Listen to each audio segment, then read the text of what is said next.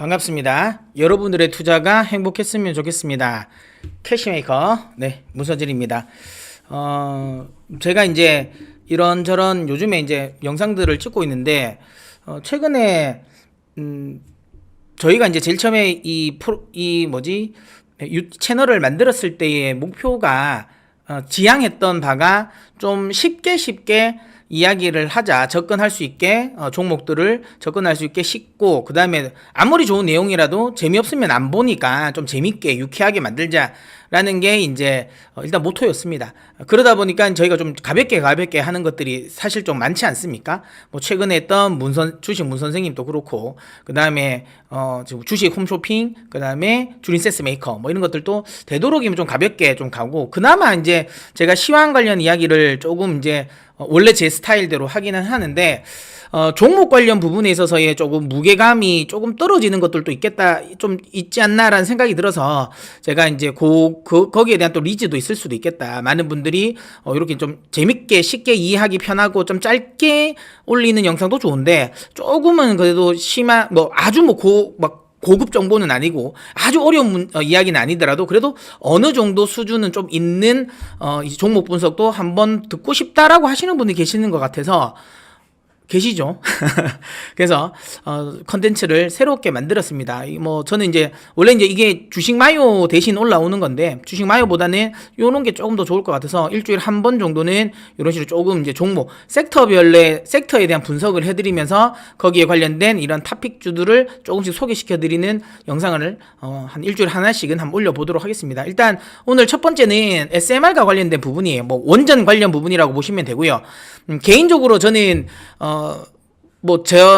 저를 평소에 좀 많이 보신 분들은 접하시면 저를 평소에 제 방송이나 제 영상을 많이 보신 분들은 아시겠지만, 저는 예전에 토마토 TV에 있을 때도 그렇고, 최근에 SBS 라디오에서도 그렇고, 제가 좀 좋아하는 섹터들이 있습니다. 좋아하는 섹터들이 있는데, 2차 전지라든지, 그 다음에 제가 이제 SMR과 관련된 원전, 그다음 신재생, 그다음 자동화, 이런 관련 종목들을 굉장히 좋아합니다. 그래서 저는, SMR과 관련된 부분에 있어서도 굉장히 좀 관심을 많이 기울이고, 그래서, 이쪽과 관련된 부분을 조금씩 분석을 좀 많이 했어서 여러분들에게, 제가 좀 알고 있는 지식을 그래도 최대한 좀 쉽게 한번 설명해 드려보려고 이 영상을 찍게 되었습니다. 아무래도 제가 조금 더 잘 알고 있는 거를 첫 번째 영상으로 소개시켜 드리는 게 좋을 것 같아서 일단 SMR과 관련된 부분 이야기 드리도록 하겠고요. 이거는 단순히 SMR과 관련된 부분뿐만 아니라 제가 통합적으로 원전과 관련된 부분도 좀 조금씩 중간중간 설명을 좀 드려보도록 하겠습니다. 일단 먼저 이제 SMR과 관련된 부분인데, 지금 이 SMR이 글로벌적으로 굉장히 다들 아시는 것처럼 좀 열광적입니다. 이게 기존에 있는 원전도 좋은데 원전을 대체할 수 있다라고 사람들이 이제 많이 생각을 하면서 이 SMR과 관련된 관심이 되게 많습니다. 근데 이게 SMR이 마치 우리나라라든지 미국 몇 개 나라의 중심으로 그냥 소수로 이렇게 이루어진다고 생각하실 수 있는데, 그렇지 않습니다. 여기 보시면 아시겠지만 글로벌적으로 굉장히 많은 국가들이 참여를 하고 있어요. 한국, 그 다음에 미국, 러시아, 중국, 여기에 좀 이름 있는 건 프랑스도 여기도 있고, 그 다음에 영국도 있습니다. 영국도 있고, 나라별로 그러니까 일본도 있죠. 예, 일본도 있고, 이런 식으로 해서 좀 각국의 국가들이 꽤 많은 나라들이 참여를 하고 있고요. 그 다음에 이 국가들이 지금은 본인들이 이 생각하는 이런 SMR을 많이 구현을 하면서, 여기 SMR 종류가 70가지 이상입니다. 지금은 더 많아졌을 거예요. 이게 2021년 정도니까 자료니까. 이거는 지금 2020년 자료니까. 지금은 이거보다 훨씬 더 늘었을 겁니다. 어쨌든 그런 식으로 해서 SMR을 굉장히 많이 개발하고 있다. 근데 중요한 건, 여기 보면 이탈리아도 있네요. 예, 눈에 보이는 캐나다, 그 다음 이탈리아도 있고, 눈에 보이시죠? 예, 이런 것들, 남아공도 있고, 굉장히 많습니다. 많은 나라들이 지금 이렇게 참여를 하고 있고요. 여기 근데 우리가 조금 자부심을 좀 가져볼 만한 건 뭐냐면, 여기 보시면 우리나라는 이제 스마트라는 요 SMR을 원전은 우리가 이제 설계를 하고 우리가 이제 개발을 한 거죠. 근데 이게 지금 그러니까 전 세계에서 이건 2011년에 그러니까 표준 설계 인가가 났어요. 세계 최초로.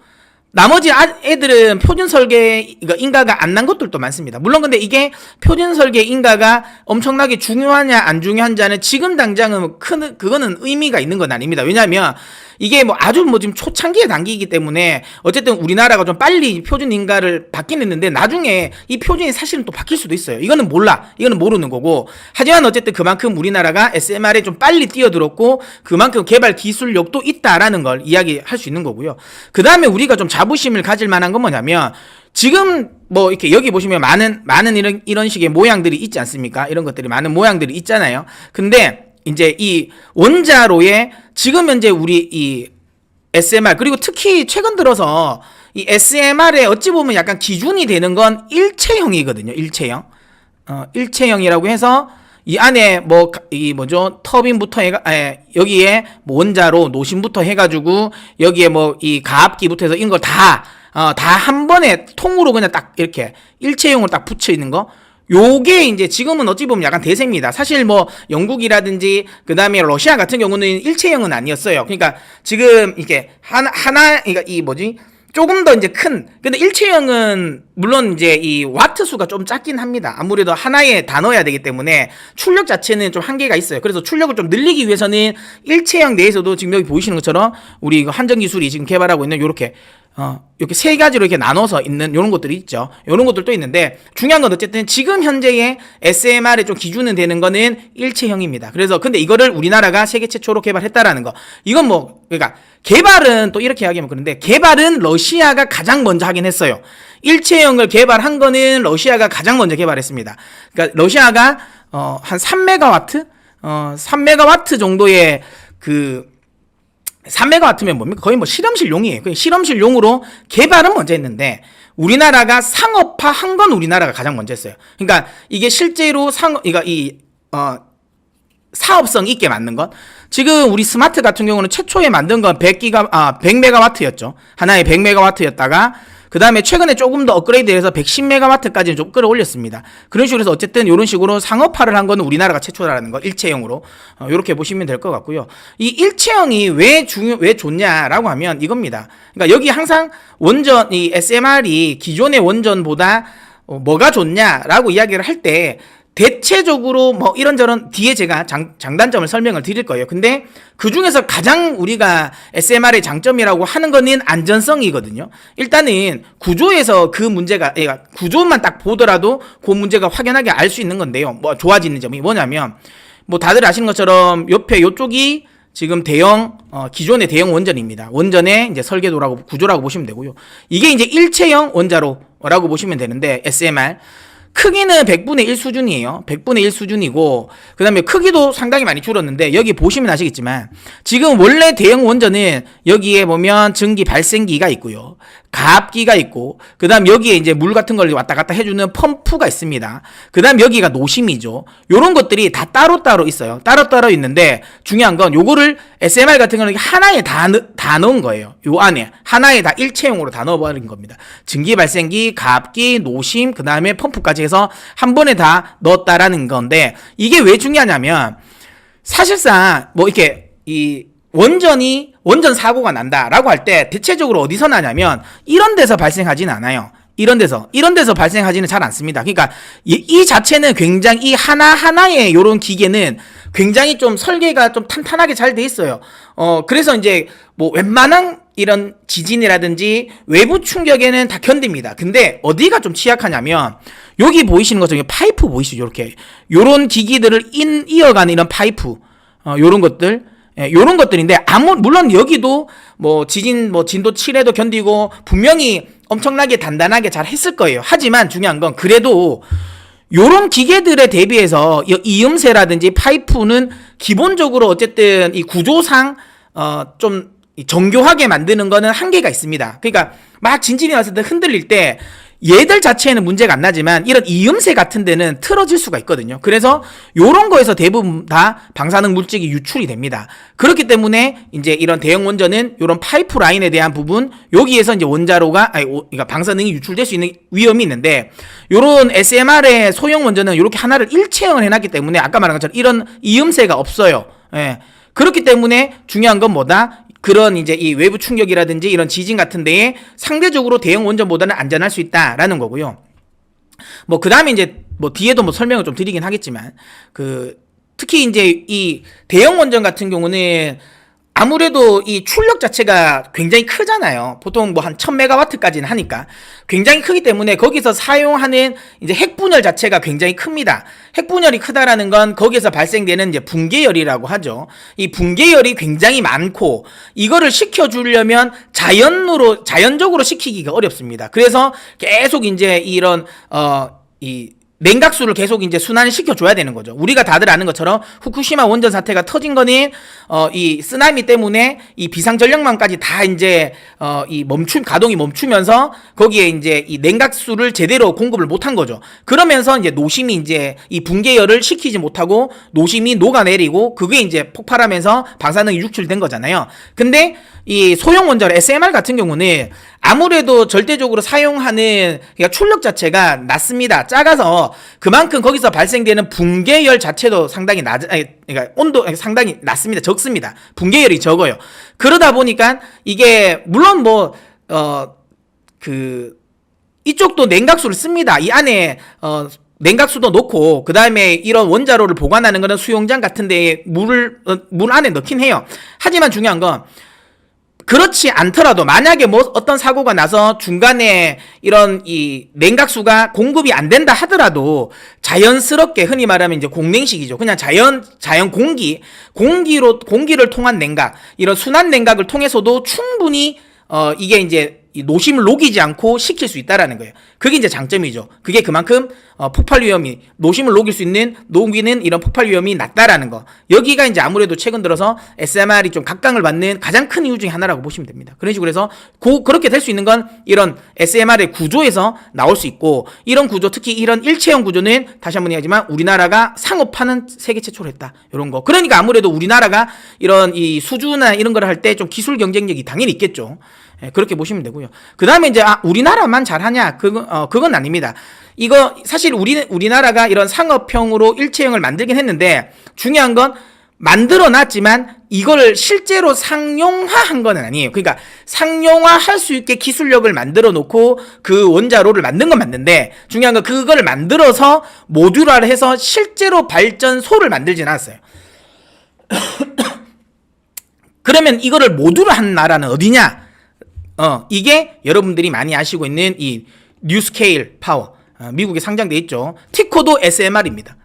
티코도 SMR이에요. SMR 치면 뉴스케일 파워가 나오는데, 이 뉴스케일 파워라는 미국 회사가 세계 최초로 모듈화를 상용화했어요. 그리고 실제로 이제 이 시운전에 들어가려고 합니다. 다른 쪽은 아직까지 뭔가 뭐 부지를 뭐 건설을 해서 뭘 하고 하진 않아요. 근데 원자로 자체만 지금 현재 개발을 하고 있는 거고, 그 다음에 뉴스케일 파워는 그 원자로를 다 개발을 해서 이거 실제적으로 착공을 해가지고 이제 시운전을 하려고 하는 세계 최초의 회사라고 보시면 됩니다.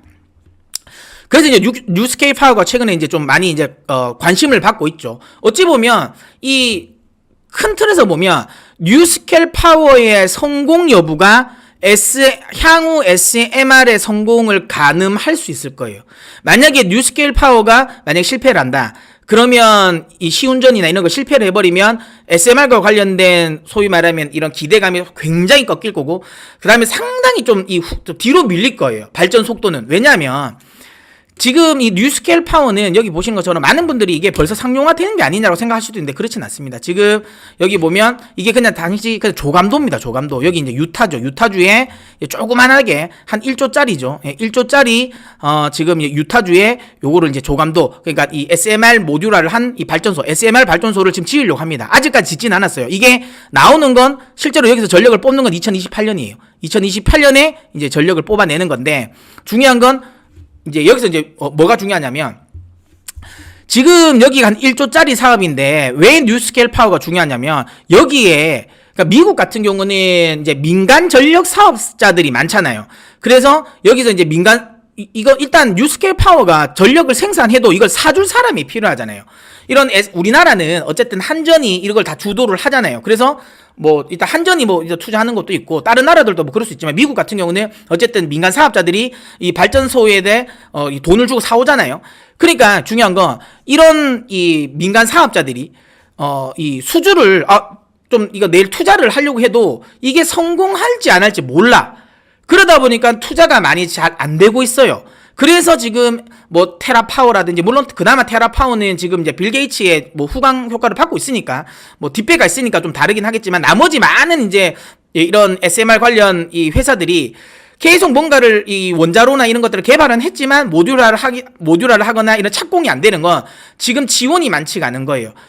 지원이 많이 안 됐습니다. 왜냐하면 실패할 수도 있기 때문에 1조짜리 사업이잖아요. 이거를 이제 마음 먹고 이렇게 투자를 하기가 쉽지 않아요. 근데 미국은 최근 들어서 이런 그러니까 원전과 관련된 부분에 투자를 많이 하기 때문에 정부 지원이 지금 좀 나올 수 있고, 그 다음에 미국이나 우리나라 뿐만 아니라 지금 나머지 뭐 프랑스라든지 이런 쪽도 이제부터 정부 지원이 들어가니까, 이제 이쪽에서 SMR 관련 부분에 조금 더 이제 이 사업을 좀 박차를 가하려고 하는 상황인 거죠. 근데 이전까지만 하더라도 그렇지가 않았어요. 그러다 보니까 뉴스케일 파워만 했고, 그러다 보니까 여기서 가장 먼저 앞서 나가 있는 회사는 뉴스케일 파워가 맞아요. 예.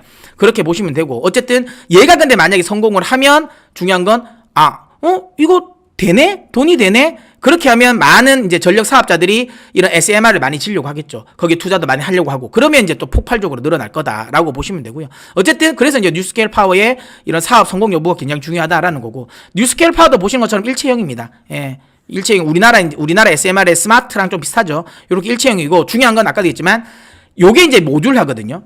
요 안에 내부가 이런 건데 요렇게 해놓고 여기에 보이시죠? 여기 한 개 원통형으로 된 거 여기에 끼워 넣는 거예요. 여기에 뭐 지금 근데 뉴스케일 파워는 70메가와트입니다. 우리나라 스마트보다는 출력이 낮죠. 그래서 이제 70메가와트인데 여기에 예를 들어 뭐 한 3개 끼우면 이제 200메가와트가 되는 거죠. 예. 요런 식으로 해서 내가 출력 좀 많이 할게라고 하면 한 개씩 더 꼽아 넣으면 돼요. 그러니까 이게 훨씬 아무래도 좀 유리하죠. 좀 괜찮죠. 왜냐하면 처음부터 너무 큰 거를 할 필요는 없는 거잖아. 처음에 딱 지어놓고 여기서 조금 더 처음에는 좀 그러니까 약하다가 이제 조금씩 이제 만약에 그 도시가 커졌다. 그래서 전력 수요가 갑자기 많이 늘었다. 그러면 한 개씩 더 끼우면 돼요. 뭐 그런 것 때문에 아무래도 이런 SMR이 또 그런 것들에 좀 장점이 있죠. 근데 원래 이제 뉴스케일 파워는 얘들도 원래는 한 600메가와트짜리를 하나 치려고 했었어요. 근데 지금 이제 아무래도 이거 성공할지 모르니까 여기 이제 이 유타 쪽에서 이 전력 사업자가 600은 하지 말고 일단 400까지만 한번 해봐라고 한 거예요. 그래서 일단 400메가와트를 시작을 합니다. 그렇게 해서 이제 이렇게 나오는 거고, 어쨌든 뭐 그렇다라는 건데, 이거는 뉴스케일 파워뿐만 아니라 모듈화를 하는 우리나라도 다 이렇게 됩니다. 이거 보시면 이쪽에 보시면 이게 이제 우리나라의 SMR 운영이고요. 여기 보시면처럼 스마트 원자로는 이렇게 되어 있습니다. 하나로 통으로 되어 있고, 그러니까 요거를 아까 요런데 요 안에 이제 건설을 하는 거죠. 그래서 요 안에 요런 식으로 되어 있습니다. 요 뭐 조금씩은 다르겠지만 이런 식으로 해서 요런 모듈화를 꼽을 수 있는 요런 것들을 만들어 놓고 있는 거죠. 이런 식으로 우리는 이제 이렇게 예상도 이렇게 하고, 아직까지는 근데 뭐 이거를 어디에 부지를 어디에 하고 뭐 이건 아직 결정되진 않았습니다. 근데 우리나라도 이쪽에서 굉장히 좀 빠르다. 특히 이런 SMR 원자로를 이 설계하는 기술은 굉장히 뛰어나다. 이렇게 보시면 돼요.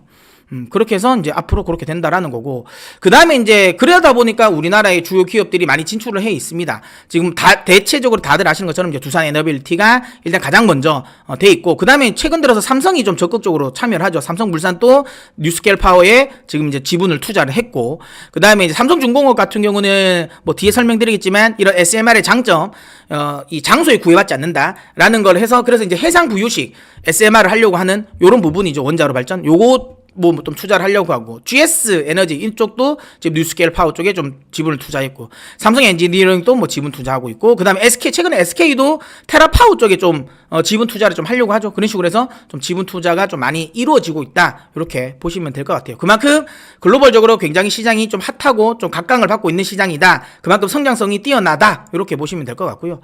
어쨌든 이제 중요한 건 이제 이 SMR의 이제 장단점을 또 설명을 드려보도록 하겠는데요. 일단 장점은 여러분들도 많이 아시는 있는 것들입니다. 예, 이거는 많이 들어보셨죠. 방사능 유출이 가능성이 낮다. 이건 아까 제가 설명을 드렸죠. 전체적인 출력 자체가 낮기 때문에 붕괴율이 적다. 그래서 자연 냉각이 가능하다라는 거고. 그 다음에 이런 이음새, 파이프 이음새가 일체형이기 때문에 파이프 이음새가 없기 때문에 아무래도 방사능 유출 가능성이 낮다. 이렇게. 이게 근데 어찌 보면 가장 큰 장점이라고 보시면 되고요. 그 다음에 출력 조절이 용이합니다. 이게 이제 왜 그러냐면, 아까도 이야기 드린 것처럼 처음에 내가 발전을 할 때 그러니까 이 말 지역이 예를 들어 뭐 한 300메가와트 정도면 충분한 지역이에요. 근데 중요한 건 그걸 위해서 대형 원전 1000메가와트짜리를 지을 수가 없잖아요. 그러면 처음에는 어쨌든 300메가짜리를 짓는데 중요한 건 앞으로 이게 조금 커질 수도 있으니까 약간 여유분으로 한 500메가와트까지도 좀 좀 여유는 좀 만들어 놔야 되겠다라면 아까 본 것처럼 이런 모듈을 조금 더 꼽을 수 있는 모듈을 더 만들어 놓으면 되거든요. 그래서 처음에는 한 300메가와트 쓰다가 이게 이제 발전량이 많이 늘어나면 거기 원자로를 하나 더 끼워 넣으면 돼요. 그러면 이제 늘어나는 거죠. 그런 식으로 해서 출력 조절이 용이하고, 또 하나는 그 출력 조절 중에 또 하나는 대형 원전 같은 경우는 워낙 이제 생산하는 출력이 크잖아요. 그래서 무슨 어디 원전을 정비를 하거나, 정비를 하면 원전을 가동을 중단하잖아요. 그리고 뭔가 문제가 생겨서 어쨌든 이걸 좀 약간 가동을 중단을 해야 돼. 가동을 중단을 하고, 그 다음에 또 출력을 다시 높이고, 이런 게 굉장히 좀, 탄력성이 둔합니다. 자칫 잘못하면 또 굉장히 위험할 수도 있기 때문에 출력 조절이 좀 한계가 있어요. 근데 이 SMR은 그렇진 않습니다. 그러니까 만약에 지금 이 출력이 오늘 당장 예를 들어 평균적으로 100메가와트로 쭉 내고 있는데 갑자기 전력이 날씨가 너무 더웠어. 그래서 갑자기 전력이 확 늘어나. 그러면 여기서 확 200메가로 확 이렇게 2배로 이게 확 늘릴 수 있는 건 SMR은 가능합니다. 근데 지금 이런 대형 원전들은 그게 조금 불가능하죠. 그래서 이런 출력 조절 확 늘렸다가 확 줄일 수 있는 이런 출력 조절도 SMR은 또 용이하다. 그러니까 아무래도 이게 친환경, 그러니까 쉽게 말하면 신재생 에너지랑 또 이 시너지 효과가 좋죠. 왜냐하면 바람이 만약에 풍력 발전이 많은데 바람이 많이 부는 날에야 당연히 이제 이 바람으로 충분히 이 에너지가 생산되겠죠, 전기가. 그때는 살짝 좀 출력을 줄였다가, 만약에 바람이 좀 덜 불고 잔잔한 날은 아무래도 그 풍력 발전으로 나오는 전기 용량이 작겠죠. 그때는 SMR의 출력을 갑자기 확 늘릴 수도 있고, 그런 장단점이 있기 때문에 SMR이 이런 친환경 관련 이런 이 태양광이라든지 풍력과 좀 궁합이 잘 맞습니다. 그래서 그런 것도 굉장히 좀 장점이다라고 보시면 되고요. 그 다음 아까도 말했지만 모듈화의 적용 범위가 굉장히 큽니다. 이거는 이야기 드린 것처럼 크기가 그렇게 크진 않습니다. 물론 그렇다고 해서 아주 소형은 아니에요. 이게 뉴스케일 파워가 꽤 크더라고요. 뉴스케일 파워는 한 아파트 7층 높이 정도? 7층 높이 정도. 단층 아파트 정도 높이는. 근데 이제 지름은 좀 작고, 하여튼 그런 식으로 해서 완전히 작진 않지만 그래도 대형 트레일러 같은데 이렇게 실어 나를 수는 있죠. 요런 것들이 가능하고, 그러다 보니까 이게 적용점이 많습니다. 아까도 이야기 드린 것처럼 지금 삼성중공업이 하고 있는 이거를 많이 실어가지고, 아무래도 육지에서는 이런 반대 시위도 많고 하잖아요. 그러니까 아예 해상 부유시 그런 게 좀 작은, 상대적으로 이거를 이제 이런 지역 주민들과 갈등을 아무래도 좀 덜 마찰이 덜 할 수 있는 해상 쪽으로 쭉 뽑아서 내릴 수도 있고, 그런 식으로 해서 여러 가지 이제 모듈 하기 때문에 여러 가지 이제 설치할 수 있는 것도 용이하다라고 보시면 되고요. 그 다음에 많은 분들이 이렇게 이야기하는 분들이 계세요. 그러니까 어쨌든 중요한 건 뭔가를 대형화하는 게 효율적이지 작게 하는 게 뭐가 효율적이냐, 그런 말을 많이 하십니다. 근데 이거는 반은 맞고 반은 틀려요. 뭐냐면 맞죠. 만약에 이런 SMR이 대형 원전을 완전히 커버를 한다, 그거는 말이 안 돼요. 그거는 지금 그러니까 그런 식으로 좀 약간 부정적인 이야기를 하시는 분의 말이 맞습니다. 왜냐하면 아무래도 대형 원전이 초기에 드는 돈이 많이 들지만 어쨌든 한 번에 크게 지어놓고 용량 출력을 확 높이는 거니까 사실 발전 단가라든지 이런 것들은 SMR보다는 당연히 싸요. 그게 맞아. 그리고 왜냐면 대형 원전 같은 걸 한번 지어놔야지. 왜냐면 이 송전탑도 짓고 이런 거 한 번에 인프라 투자가 돼야 되니까 당연히 대형이 싼 건 맞는데, 제가 이게 왜 반은 맞고 반은 틀리냐면, SMR을 적용하려고 하는 이 적용 범위 자체가 대형 원전과는 좀 다릅니다. 뭐냐면 이런 거죠. 예를 들어 뭐 하이닉스 공장이 있다고 칩시다. 예를 드는 거예요. 그냥 뭐 SK 하이닉스가 있는데 여기에 자기들은 엄청 하이닉스 공장이 엄청 크잖아요. 엄청 큰데 나는 이 공장 내에 내가 그냥 이 전기를 이거 하고 싶어. 공장에 이 공장 안에서 전기를 아니면 뭐 군사 기지 같은 거. 요 기지 안에는 우리가 그냥 자체적으로 발전하고 싶다라고 할 수도 있잖아요. 대형 공장들 맞죠? 전력망 그러게야지 자기들이 이제 자기들에 맞게 좀 수급도 좀 왔다 갔다 할 수 있고 그러니까 그런 것들 같은 경우는 엄청 쉽죠. 왜냐하면 뭐 주민 반대도 아무래도 왜냐하면 송전탑이나 이런 인프라를 깔 이유가 없어. 그러니까 이 안에서 그냥 처리를 해버리면 되기 때문에 이런 것도 좀 편하죠. 요런 데들 아니면 이런 것도 있어요. 기존의 발전소를 활용하는 방법도 있습니다. 뭐냐면 SMR 단독 부지도 있겠지만 뭐 지금 이제 계속 이제 그 폐쇄를 하고 있는 화력 발전소나 뭐 이런 것들 있지 않습니까? 화력 발전소를 발전소 안에 이 노심만 넣으면 돼요. 무슨 말인지 아시겠죠? 그러니까 이 발전기를 떼고 화력 발전기를 떼고 그 위치에 SMR을 놓으면 됩니다. 예. 그러면 기존에 있는 인프라를 다 활용이 가능해요. 기존에 있는 인프라를.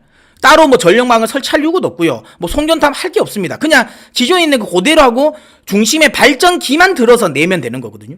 그러니까 그런 식으로 쓰려고 하는 거예요. 그러니까 아까 계속 이야기했지만 뭐 이게 소형이니까 발전 단가가 대형보다는 낮다. 맞지만 SMR을 사용하려고 하는 목적 자체가 달라.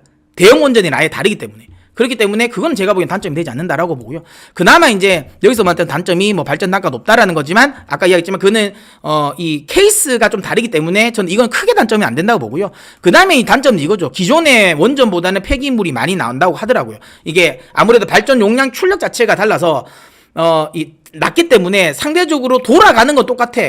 그래서 이제 폐기물 나오는 거는 동일하다고 하더라고요. 그러니까 예를 들어 뭐 100와트를 하던 그다음에 뭐 1000와트를 뭐 이게 뭐 150와트를 하건 어차피 나오는 물량의 폐기물은 동일한데 아무래도 그러다 보니까 기본적으로 기존 원전 대비해 가지고 핵 폐기물 발생량이 동일하거나 아니면 더 많을 수도 있다. 이렇게 이야기를 하더라고요. 그래서 이거는 단점인데 중요한 건 이건 있죠. 이거는 어쨌든 뭐 대형 원전을 돌린다 해서 핵 폐기물이 안 나오는 건 아니니까 이건 역시도 제가 보기에는 SMR을 꺼릴 이유는 아니라고 봅니다. 그래서 전체적으로 단점보다는 장점이 훨씬 더 많고 지금 현재 신재생 에너지로 넘어가고 있는 단계에서 이런 브릿지 에너지로 사용하기는 굉장히 좀 좋은 이 에너지원이다. 이렇게 설명이 될 것 같습니다. 그래서 꽤 성장할 수 있는 산업이다라고 보고요. 그래서 이쪽 관련 부분에 대한 투자는 계속 좀 해야 된다. 장기적으로 이렇게 생각합니다. 그래서 제가 이제 생각하고 있는 탑픽 종목은 이렇게 세 가지입니다.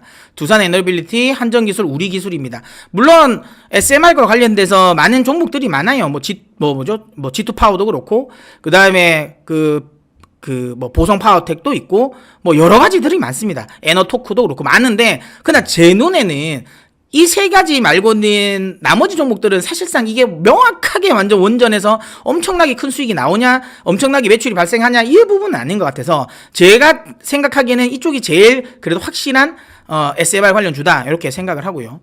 이 세 개 말고는 저는 개인적으로는 별로 관심이 없습니다. 일단 뭐 두산 에너빌리티 이거는 뭐 말씀 안 드려도 아시죠. 제가 뭐 이 주식 홈쇼핑에서도 좀 다뤘던 거고 굉장히 좋아합니다. 개인적으로 굉장히 좋아하고 저희 뭐 개인 고객들도 이걸 아직까지 가지고 계신 종목인 만큼 굉장히 제가 좋아하는 종목이고요. 두산 에너빌리티 같은 경우는 SMR의 어쨌든 핵심입니다. SMR 핵심 종목이라고 보시면 되고요. 두산 에너빌리티는 사실 우리나라 지금 이 스마트 쪽에 원전 기자재, 그러니까 이 원자로에 기자재도 납품을 하고요. 아시는 것처럼 뉴스케일 파워에도, 여기에도 기자재를 납품할 가능성이 있습니다.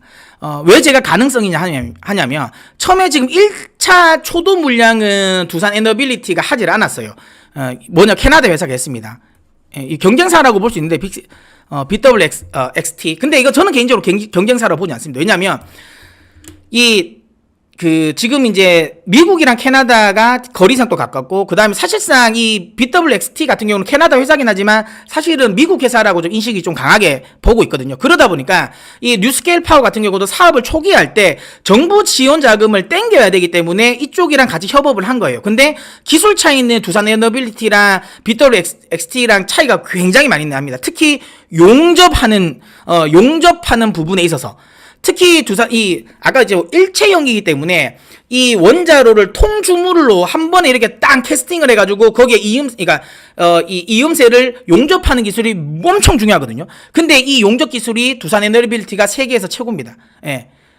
그렇기 때문에 뭐 기술력 차이는 두산 에너빌리티가 월등하다라고 보고요. 다만 어쨌든 첫 수주를 받기 위해서 저는 BWXT라고 했다고 보고요. 그 나머지 수주는 상당히 두산 에너빌리티가 딸 가능성이 많다라고 보고 있고, 그 다음에 지금 아시는 것처럼 우리나라랑 그 다음에 미국이 또 이제 원전 관련해가지고 우리가 또 협업을 같이 이제 하기로 했잖아요. 그렇다면 또 미국 내의 원전 수주 그런 관련 쪽에서 또 두산 에너빌리티가 기자재를 납품할 가능성이 굉장히 높다. 이렇게 보시면 됩니다. 그러니까 두산 에너빌리티는 우리나라도 그렇고 미국도 그렇고 이쪽에서 어쨌든 원전 수주를 하면 일반 원전, 대형 원전이든 SMR이든 어쨌든 수주를 하게 되면 거기에 기자재를 납품할 쪽 양쪽에 모두 기자재를 납품할 가능성이 높아요. 그렇기 때문에 두산 에너빌리티는 어쨌든 가장 선호주라고 보면 되고요. 일단 대장주라고 보시면 됩니다. 대장주라고 보시면 되고, 그 다음에 두산 에너빌리티 같은 경우는 단순히 SMR만의 문제는 아니고요. 대형 원전도 지금 현재 뭐 체코 쪽에서도 좀 지어지려고 하고 있고 폴란드도 이야기가 나오고 있죠. 그 다음에 또 하나는 지금 글로벌적으로 이 노후화된 이 원전이 지금 전체 가동되고 있는 원전의 3분의 2입니다. 30년 이상 된 거.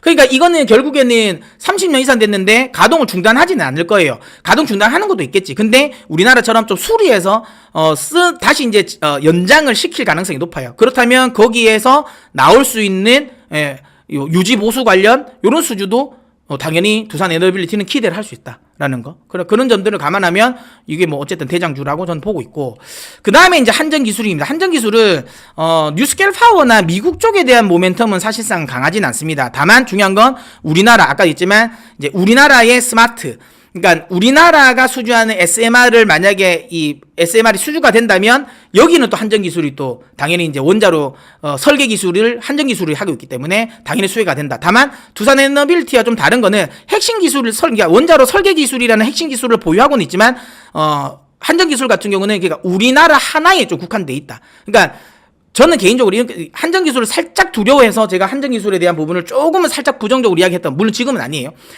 초반에 조금 부정적으로 이야기했던 이유는 뭐냐면 워낙 많이 가기도 했고, 또 하나는 우리나라랑 미국이 협업을 해요. 그러면 이 롤이 너무 명확합니다. 뭐냐면 우리는 우리가 잘하는 건 플랜트 수주, 우리는 플랜트를 잘 만들죠. 그러니까 뭐 대우건설이라든지 현대건설이라든지 삼성엔지니어링 이런 애들이 플랜트를 우리가 가져갈 가능성이 높고요. 플랜트 수주. 또 하나는 저는 두산 에너빌리티가 알고 있는 기자재, 그러니까 원자로와 관련된 이런 기자재를 굉장히 우리나라가 또 기술력이 좋아요. 미국에는 이런 기자재를 만드는 회사들이 많지가 않아요. 그러다 보니까 우리는 아무래도 이런 용접 기술이나 이런 것들이 조선이라든지 건설에서 이미 굉장히 노하우가 많이 되어 있기 때문에 이 부분이 굉장히 좋습니다. 그래서 기자재와 관련된 부분의 수주도 우리가 많이 가져올 가능성이 높아요.